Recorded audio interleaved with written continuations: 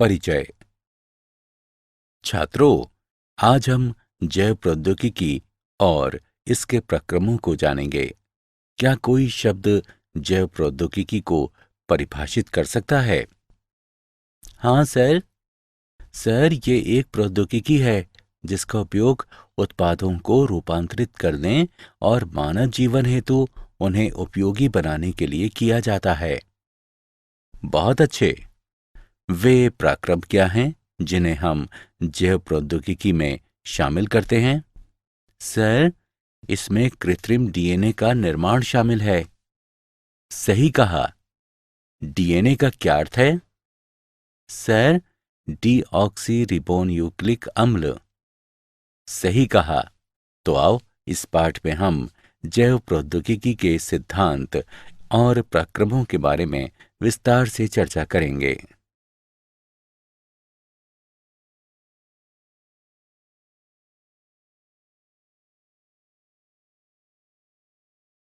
उद्देश्य। इस पाठ के अंत में आप निम्न करने में सक्षम हो जाएंगे: जैव प्रौद्योगिकी के सिद्धांतों का वर्णन करना, एक कृत्रिम पुनर्योगज डीएनए अणु के निर्माण का वर्णन करना, पुनर्योगज डीएनए प्रौद्योगिकी के साधनों का वर्णन करना, डीएनए खंड के पृथक्करण एवं विलगन की चर्चा करना, क्लोनिंग संवाहक का वर्णन करना, पुनर्योगज डीएनए प्रौद्योगिकी के प्रक्रमों का वर्णन करना। जैव प्रौद्योगिकी के सिद्धांत। जैव प्रौद्योगिकी एक तकनीक है जिसमें उत्पादों को बनाने या रूपांतरित करने, पौधों या जंतुओं में सुधार करने के लिए या विशिष्ट उपयोग हेतु सूक्ष्म जीवों का विकास करने के लिए जीवों का उपयोग किया जाता है। आधुनिक जैव प्रौद्योगिकी के विकास में निम्न दो तकनीकों का योगदान है: आनुवंशिक इंजीनियरिंग, आनुवंशिक पदार्थ की प्रकृति को बदलने की तकनीक, और या आनुवंशिक पदार्थ को अन्य परपोषी जीवों में प्रवेश कराकर इसके समलक्षणी में परिवर्तन करना। जैव प्रौद्योगिकी उत्पादों के निर्माण के लिए रोगाणु रहित दशाओं में केवल वांछित सूक्ष्मों या कोशिकाओं की अधिक संख्या में वृद्धि और गुणन को सुगम बनाने की तकनीक।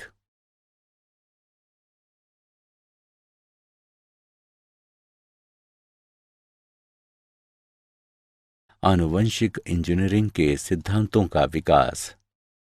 संकरण उत्पादों में सुधार के लिए पादप प्रजनन और जंतु प्रजनन में उपयोग की जाने वाली पारंपरिक विधि है। इसमें प्रायः वांछित जीन के साथ साथ अवांछित जीन का समावेश भी हो जाता है। संकरण की कमियों को दूर करने के लिए आनुवंशिक इंजीनियरिंग द्वारा पुनर्योगज डीएनए विकसित किया जा सकता है। विजातीय डीएनए या कृत्रिम डीएनए से जुड़ा परपोषी डीएनए पुनर्योगज डीएनए कहलाता है। प्रतिकृति का मूल डीएनए का अनुक्रम है, जिस स्थान पर प्रतिकृतियन या एक गुणसूत्र प्लाज्मिड या वायरस पर शुरू होता है। जीवाणु, प्लाज्मिड तथा छोटे वायरसों सहित छोटे डीएनए के लिए एकल मूल ही पर्याप्त है। बड़े डीएनए में अनेक मूल होते हैं और डीएनए प्रतिकृतियन उन सभी मूलों पर शुरू होता है।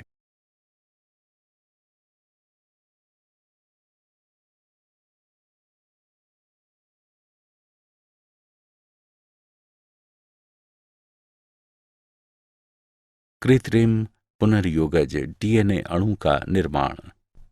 जब विजातीय डीएनए प्रतिकृति के मूल से जुड़ा होता है तो परपोषी जीव में डीएनए प्रतिकृति एवं गुणित हो सकते हैं। ये डीएनए क्लोनिंग कहलाता है। कृत्रिम पुनर्योगज डीएनए का निर्माण। प्लाज्मिड अतिरिक्त गुणसूत्र डीएनए हैं जो एक जीवाणु से दूसरे जीवाणु तक जीन या डीएनए स्थानांतरित कर सकते हैं। वे साल्मोनेला टाइफीमोरियम के प्लाज्मिड से प्रतिजैविक प्रतिरोधी जीन को प्रतिबंधन एंजाइम्स द्वारा काटकर अलग करते हैं। पृथक जीन डीएनए लीकेज एंजाइम द्वारा प्लाज्मिड से जुड़ा हुआ था। ये पुनर्योगित डीएनए पात्रे बनाता है जो प्रयोगशाला की दशाएं हैं। इस पुनर्योगज डीएनए को साल्मोनेला से काफी मिलते जुलते इशारिकिया कोलाई जीवाणु में स्थानांतरित किया जाता है। प्रतिजैविक प्रतिरोधी जीन ई कोलाई में प्रतिकृति बना सकते हैं और बहुप्रतियां बनती हैं। ये जीन क्लोनिंग कहलाता है। जीव के आनुवंशिक रूपांतर में निम्न चरण होते हैं: वांछित जीन युक्त डीएनए की पहचान, चिन्हित जीन का परपोषी में स्थानांतरण, स्थानांतरित डीएनए को परपोषी में सुरक्षित रखना तथा उसकी संतति में स्थानांतरित करना। पुनर्योगज डीएनए तकनीक के साधन।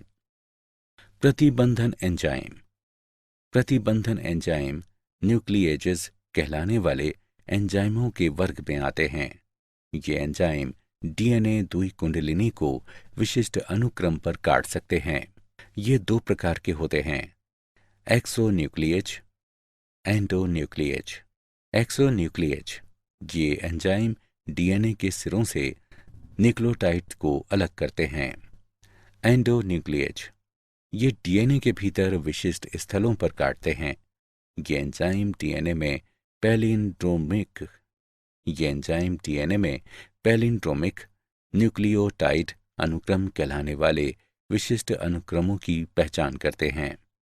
पैलिंड्रोमिक न्यूक्लियोटाइड अनुक्रम ये क्षार युग्म का अनुक्रम है जो पढ़ने के अभिविन्यास को समान रखने वाले दोनों लड़ियों में एक जैसा पढ़ा जाता है। निम्न अनुक्रमों को 5 प्राइम से 3 प्राइम दिशा में या 3 प्राइम से 5 प्राइम की दिशा में पढ़ने पर दोनों लड़ियों में एक जैसा पढ़ा जाता है। 5 prime GAATTC 3 prime, 3 prime CTTAAG 5 prime. प्रथम प्रतिबंधन एंडोन्यूक्लिएज हिंड 2 था।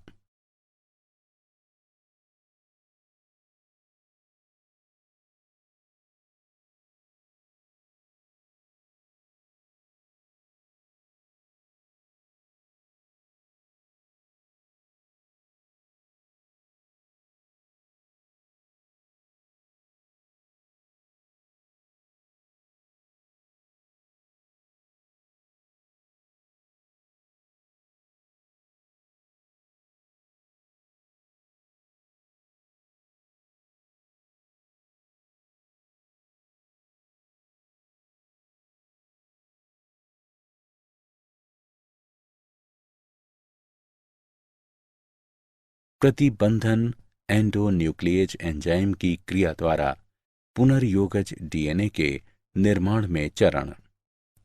कुछ जीवाणुओं में प्रतिबंधन एंजाइम प्राकृतिक रूप से पाए जाते हैं और विषाणुओं के विरुद्ध रक्षा तंत्र के रूप में कार्य करते हैं। प्रत्येक प्रतिबंधन एंजाइम एक विशिष्ट स्थल यानी पहचान स्थल पर काटता है जहां न्यूक्लियोटाइड्स का एक विशिष्ट अनुक्रम पाया जाता है। प्रतिबंधन एंजाइम EcoR1 में निम्न पहचान स्थल होते हैं: GAATTC, CTTAAG। इसका अर्थ है कि EcoR1 इस अनुक्रम में केवल G और A के बीच काटेगा। चरण 1 EcoR1 के लिए पहचान स्थल युक्त डीएनए का एक खंड नीचे दिया गया है। चरण 2 EcoR1 डीएनए लड़ी को पहचान स्थल पर काटता है G और A के बीच। चरण 3 डीएनए लड़ी विखंडित हो जाती है। इससे खुले न्यूक्लियोटाइड्स या चिपचिपे छोर वाले डीएनए खंड उत्पन्न होते हैं।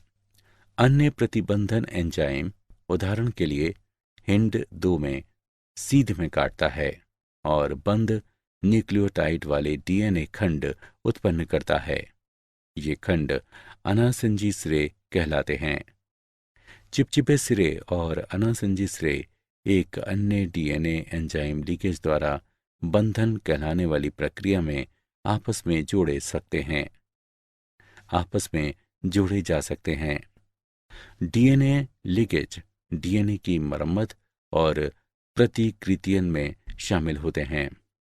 लीकेज का कार्य बंधन कहलाने वाली प्रक्रिया में डीएनए खंडों को पुनः जोड़ना है। डीएनए खंड 4 युग्म रेखण का उपयोग करके आपस में जुड़ जाते हैं। डीएनए के एक खंड के खुले न्यूक्लियोटाइड्स दूसरे डीएनए खंड के लिए 4 युग्मों द्वारा आकर्षित किए जाते हैं।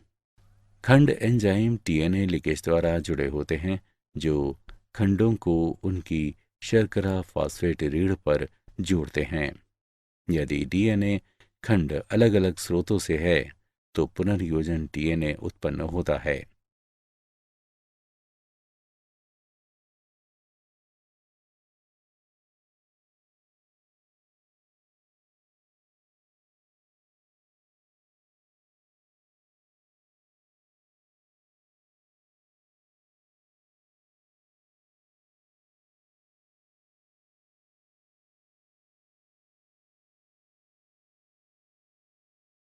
डीएनए का उत्पादन।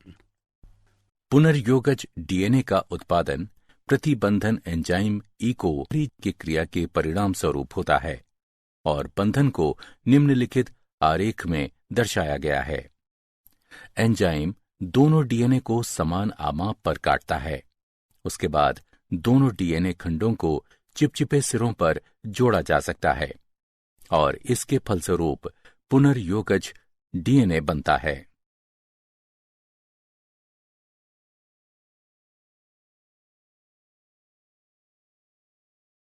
डीएनए खंड का पृथक्करण एवं विलकन। डीएनए खंडों को जेल इलेक्ट्रोफोरेसिस यानी विद्युत कण संचलन का उपयोग करके अलग किया जा सकता है। विभिन्न आकार वाले अणुओं को सरंध्री स्पंज जैसे मैट्रिक्स में अलग करने के लिए इलेक्ट्रोफोरेसिस में विद्युत धारा का उपयोग किया जाता है। बड़े अणुओं की तुलना में छोटे अणु जेल रंध्रों से बहुत आसानी से गति करते हैं। फिल शाप्र, जो सैमब्रुक और बिल सागडेन ने अत्यधिक शुद्ध समुद्री घास से बने एगारोज जेल का उपयोग करके डीएनए इलेक्ट्रोफोरेसिस तकनीक विकसित की है। जेल को विद्युत प्रवाहित होने वाले लवण विलयन से भरे टैंक में डुबोया जाता है। पिपेट का उपयोग करके डीएनए प्रतिदर्श को एगारोज जेल में बने स्थानों में लाता जाता है। डीएनए प्रतिदर्श रंगहीन होते हैं, लेकिन शोधकर्ता नीले रंग की ट्रैकिंग डाई मिलाते हैं। इससे प्रतिदर्शों को लादना और जेल से होकर डीएनए प्रवासन को आंखों द्वारा देखना आसान हो जाता है। डीएनए रीढ़ में स्थित फॉस्फेट समूह ऋणात्मक आवेशित ऑक्सीजन लेकर डीएनए अणु को पूरी तरह से ऋण आवेशित कर देते हैं। विद्युत धारा में ऋणात्मक आवेशित डीएनए इलेक्ट्रोफोरेसिस कक्ष के धनात्मक ध्रुव की ओर चले जाते हैं। डीएनए अणु एगारोज मैट्रिक्स के रंध्रों की रेप्टेशन, रेप्टाइल जैसे सप्र की तरह की क्रिया द्वारा जेल से होकर स्थानांतरित होते हैं। दिए गए समय में छोटे डीएनए खंड बड़े खंडों की तुलना में तेजी से गति करते हैं और अधिक दूर तक जाते हैं। इस तरह डीएनए खंड एक एगारोज जेल में आमाप अनुसार अलग अलग किए जा सकते हैं।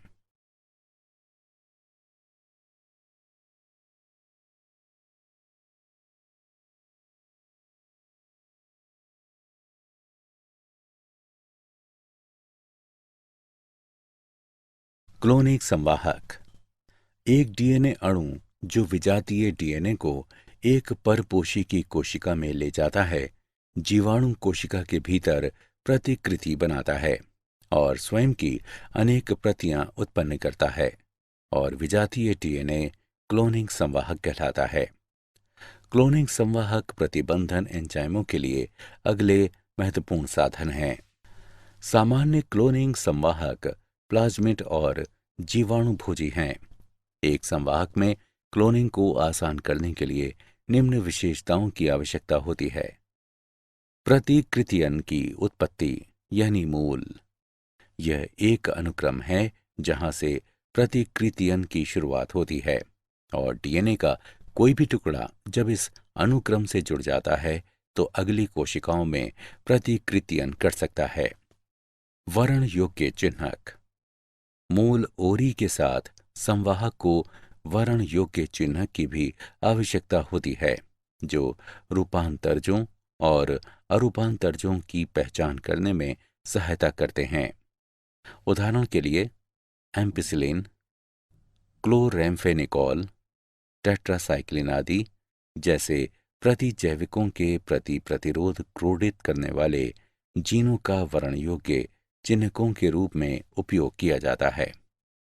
रूपांतरण ये एक प्रक्रिया है जिसके द्वारा एक डीएनए खंड को परपोषी जीवाणु में प्रवेश कराया जाता है।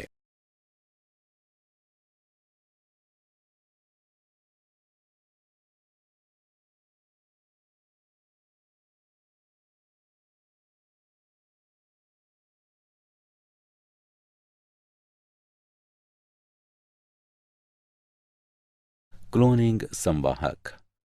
क्लोनिंग स्थल ये वे स्थल हैं जहां पर विजातीय डीएनए जुड़ता है। निवेशी निष्क्रियता। प्रतिजैविक प्रतिरोधी जीन का उपयोग करके पुनर्योगजों का चयन करना एक जटिल प्रक्रिया है, इसलिए एक वैकल्पिक विधि विकसित की गई है। इसमें रूपांतरजों, पुनर्योगजों और अपुनर्योगजों की पहचान क्रियाधार की उपस्थिति में रंग उत्पन्न करने की उनकी क्षमता के आधार पर की जाती है। इसमें एक पुनर्योगज डीएनए को ए ग्लैक्टोसाइजिस एंजाइम के अनुक्रम में प्रवेश कराया जाता है, जिसके फलस्वरूप एंजाइम निष्क्रिय हो जाते हैं और इसे निवेशी निष्क्रियता कहते हैं। इसलिए इस प्रकार के जीवाणु द्वारा नीला रंग नहीं प्रदान किया जाएगा, अपुनर्योगज नीला रंग प्रदान करेंगे। पौधों व जंतुओं में जीन क्लोनिंग हेतु संवाहक। जीनों को स्थानांतरित करने के लिए कुछ जीवाणु और वायरस का उपयोग किया जाता है। उदाहरण के लिए अनेक द्विबीजपत्री पौधों पर पाया जाने वाला रोगजनक एग्रोबैक्टीरियम ट्यूमीफेशियंस टी डीएनए कहलाने वाले डीएनए का खंड स्थानांतरित करता है और पौधों की कोशिकाओं को ट्यूमर अर्बुद में रूपांतरित कर देता है और अर्बुद कोशिकाएं रोगजनक के लिए जरूरी रसायनों का उत्पादन करती हैं। अब इस जीवाणु के टीआई प्लाज्मिड का उपयोग अपनी अभिरुचि के जीन को अनेक पौधों में स्थानांतरित करने के लिए किया जा सकता है। जंतुओं में पश्च विषाणु परपोषी कोशिकाओं को संबंधित कोशिकाओं में रूपांतरित करने के लिए अपने डीएनए को परपोषी कोशिका में स्थानांतरित कर सकता है। इसलिए पश्च विषाणु का एक संवाहक के रूप में उपयोग किया जाता है यदि हानिकारक डीएनए को अभिरुचि के जीन द्वारा बदला जा सकता है। सक्षम आतिथ्य यानी पुनर्योगज डीएनए के साथ रूपांतरण हेतु। डीएनए जलरागी अणु होते हैं, इसलिए इसे कोशिका झिल्ली से होकर गुजारने के लिए कोशिका को कैल्शियम जैसे द्विसंयोजन धनायन की विशिष्ट सांद्रता के साथ संसाधित किया जाता है। ऐसी कोशिकाओं को पहले पुनर्योगिज डीएनए के साथ बर्फ पर रखा जाता है, तब पुनर्योगिज डीएनए को उन कोशिकाओं में बलपूर्वक प्रवेश कराया जाता है। इसके बाद उन्हें थोड़े समय के लिए 42 डिग्री सेल्सियस पर रखा जाता है और पुनः इसे वापस बर्फ पर रखा जाता है। विजातीय डीएनए को प्रवेश कराने की अन्य विधियां सूक्ष्म अंतःक्षेपण और बायोलिस्टिक या जीन गन हैं। सूक्ष्म अंतःक्षेपण में डीएनए को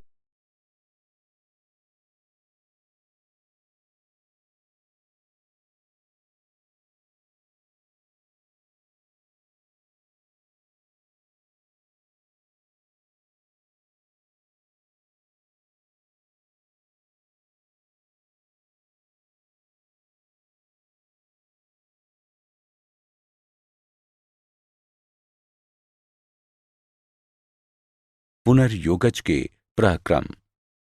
पुनर्योगज डीएनए तकनीक में अनेक चरण शामिल होते हैं, जैसे आनुवंशिक पदार्थ डीएनए का पृथक्करण, डीएनए को विशिष्ट स्थलों पर काटना, पीसीआर का उपयोग करके अभिरुचि के जीन का प्रवर्धन, परपोषी कोशिका या जीव में पुनर्योगज डीएनए का निवेशन, बाहरी जीन उत्पाद प्राप्त करना, अनुप्रवाह संसाधन, आनुवंशिक पदार्थ डीएनए का पृथक्करण।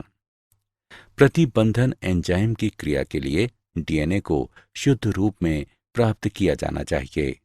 ये लाइसोजाइम, सेलुलोज, काइटिनेज जैसे एंजाइमों से जीवाणु कोशिकाओं को संसाधित करके किया जाता है। डीएनए हिस्टोन, प्रोटीन और आरएनए के साथ गुंधे रहते हैं। आरएनए को रिबोन्यूक्लेज से उपचारित करके, जबकि प्रोटीन को प्रोटीएज से उपचारित करके अलग किया जाता है। अन्य अणुओं को उचित उपचार द्वारा अलग किया जाता है और अनंत गुत्वा द्रुत शीतित एथेनॉल मिलाने से शोधित डीएनए अवक्षेपित हो जाता है। डीएनए को विशिष्ट स्थलों पर काटना। शोधित अणुओं को इष्टतम परिस्थितियों में रखने पर प्रतिबंधन एंजाइम का उपयोग किया जाता है। प्रतिबंधन एंजाइम की वृद्धि जांचने के लिए पाचन एगारोज जेल इलेक्ट्रोफोरेसिस का उपयोग किया जाता है। पुनर्योगज डीएनए तैयार करने के लिए स्रोत डीएनए से काटा गया अभिरुचि का जीन तथा खाली जगह के साथ कटे हुए संवाहक को मिश्रित किया जाता है और लिगेज मिलाया जाता है। पुनर्योगज डीएनए प्रौद्योगिकी के प्रक्रम। पीसीआर का उपयोग करके अभिरुचि के जीन का प्रवर्धन। पॉलीमरेज श्रृंखला अभिक्रिया यानी पीसीआर विशिष्ट डीएनए अनुक्रमों का घातांकी प्रवर्धन प्रदान करती है। पीसीआर के लिए आवश्यक है डीएनए टेम्पलेट, कोई भी स्रोत जिसमें एक या अधिक लक्षित डीएनए अणु होते हैं प्रवर्धित किए जाते हैं।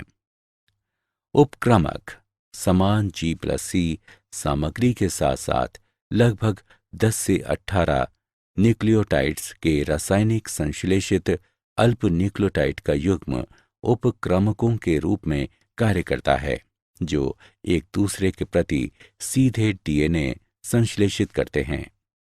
एंजाइम सामान्य रूप से उपयोग किए जाने वाले दो एंजाइम हैं, टैग पॉलीमरेज और वेंट पॉलीमरेज। ये 95 डिग्री सेल्सियस पर 1 से 2 मिनट तक बचे रह सकते हैं। इस तकनीक में 3 चरण शामिल हैं। 1. विकृतीकरण, लक्षित डीएनए का गलन। द्विलड़ीय डीएनए से इसकी पूरक लड़ियों को पृथक करने के लिए उच्च तापमान यानी 15 सेकंड के लिए 95 डिग्री सेल्सियस का उपयोग करके इसे विकृत किया जाता है। डीएनए संश्लेषण के लिए प्रत्येक पृथक एक लड़ीय डीएनए टेम्पलेट के रूप में कार्य करता है। 2. उपक्रामक तापानुशीलन।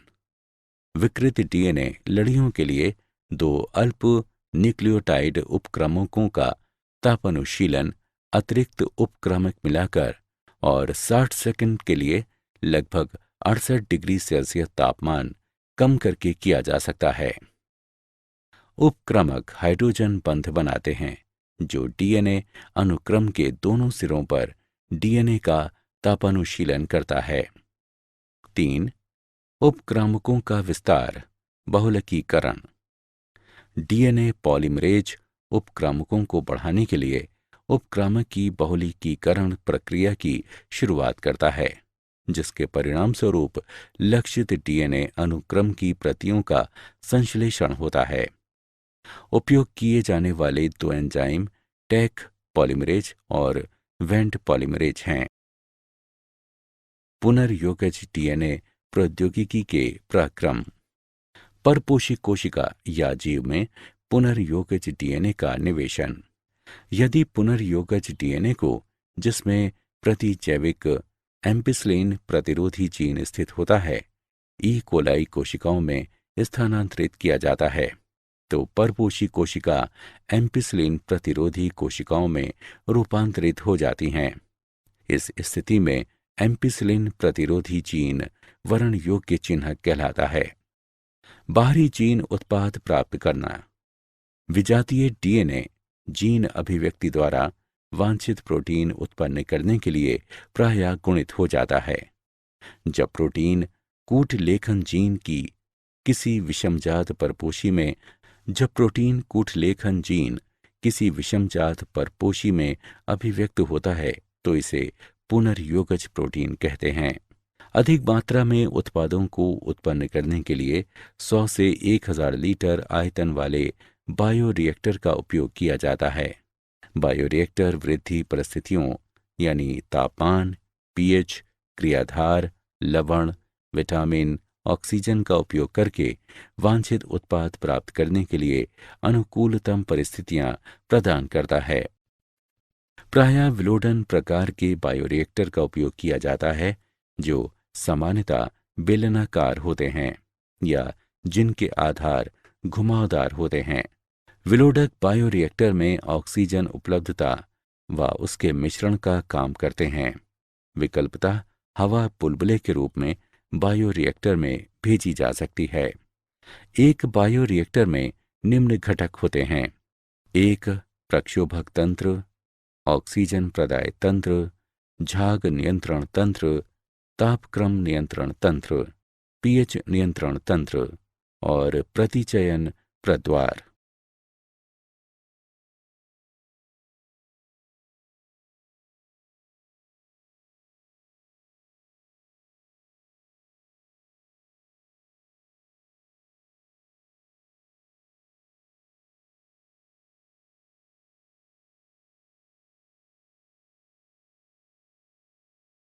पुनर्योगज डीएनए प्रौद्योगिकी के पराक्रम। अनुप्रवाह संसाधन। इसमें पृथक्करण व शोधन शामिल है। इसे सामूहिक रूप से अनुप्रवाह संसाधन कहते हैं। औषधि के मामले में ऐसे संरूपण को चिकित्सीय परीक्षण से गुजारते हैं। अनुप्रवाह संसाधन प्रत्येक उत्पाद के लिए भिन्न भिन्न होता है।